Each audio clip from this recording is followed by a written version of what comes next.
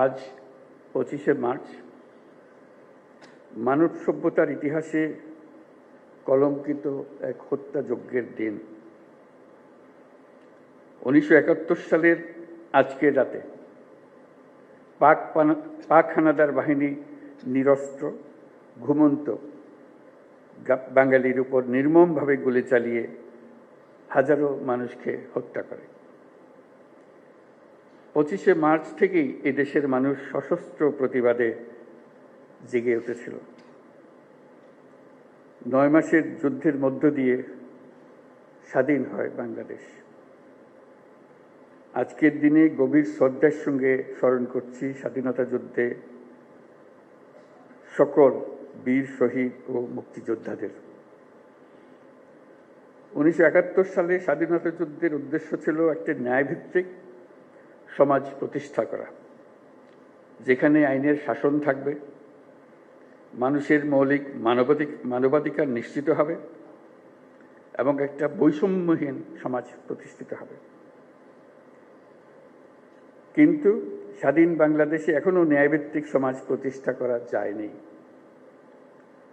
দীর্ঘদিন ধরে এই দেশের মানুষকে তাদের ভোটাধিকার থেকে বঞ্চিত করা হয়েছে।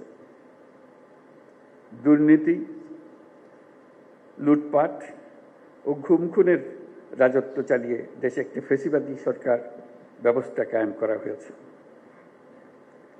আজকের দিনে আমি শ্রদ্ধার সঙ্গে স্মরণ করছি জুলাই গণ অভ্যুত্থানের শহীদ ও আহতদের।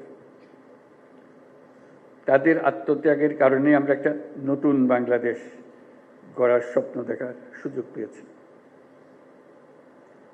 এই সুযোগ আমরা কোনো ক্রমেই বৃথা হতে দেব না। কৃতিত্বপূর্ণ অবদানের জন্য এই বছর অন্তর্বর্তী সরকার 6 জন বিশিষ্ট নাগরিককে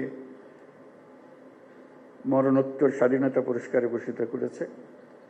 তারা সবাই বাংলার সূর্য সন্তান। অধ্যাপক জামাল নজরুল ইসলাম একজন বিশ্ববরেণ্য বিজ্ঞানী। পৃথিবীর নামকরা সব বিজ্ঞানীরা তাকে চেনেন। তিনি সবসময় প্রকৃতি ও মানুষের কল্যাণে নিয়োজিত ছিলেন। আল মাহমুদ আধুনিক বাংলা সাহিত্যের অন্যতম উজ্জ্বল কবি। তার কবিতা বহু কবি, লেখক, পাঠককে অনুপ্রাণিত করেছে। বিশ্বের শীর্ষস্থানীয় বেসরকারি উন্নয়ন সংস্থা ব্র্যাকের প্রতিষ্ঠাতা স্যার ফজলে হোসেন আবেদ 1971 সালে বাংলাদেশের স্বাধীনতা যুদ্ধের সময় ও পরবর্তী সময়ে তিনি বাংলাদেশ গড়ার কাজে নিয়োজিত ছিলেন। লন্ডনের ফ্ল্যাট বিক্রির টাকা দিয়ে তিনি ব্র্যাক গড়েছিলেন।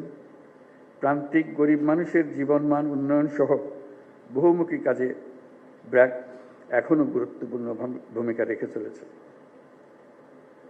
লেখক ও বুদ্ধিজীবী বদরুদ্দিন ওমরকে রাষ্ট্রীয় সম্মাননা জানাতে পেরে আমরা আনন্দিত ও সম্মানিত। তার সম্মাননা স্মারক আমাদের পরের প্রজন্মের জন্য অনুপ্রেরণা হিসেবে জাতীয় জাদুঘরে সংরক্ষিত থাকবে। বাংলার সঙ্গীত ও আর্টের 2 উজ্জ্বল নক্ষত্র আজম খান ও নবের আহমদ। পূর্ব বাংলায় নবেরার হাতেই প্রথম ভাস্কর্যের উদ্বোধন হয়। তিনি আধুনিক ভাস্কর্যের পথিকৃৎ। আর বাংলা পপ গানের সম্রাট আজম খান মহান মুক্তিযুদ্ধে গান গেয়ে এদেশের তরুণদের অনুপ্রেরণা জুগিয়েছেন। তিনি সমাজের বঞ্চিত মানুষের জন্য গান করেছেন। আজম খান এদেশের হাজারো তরুণ সঙ্গীত শিল্পীর আইকন। যারা আজ এই সম্মাননা পেলেন তারা জীবদ্দশায় এই প্রাপ্তি দেখে যেতে পারেননি। এটা অত্যন্ত বেদনাদায়ক। আজকের দিনে তাদের অবদানকে আমরা কৃতজ্ঞতার সঙ্গে স্মরণ করছি। স্বাধীনতা পদক প্রাপ্তদের স্বজন যারা আজ এখানে উপস্থিত আছেন, তাদের প্রতি আমার শুভেচ্ছা ও সহমর্মিতা জানাচ্ছি।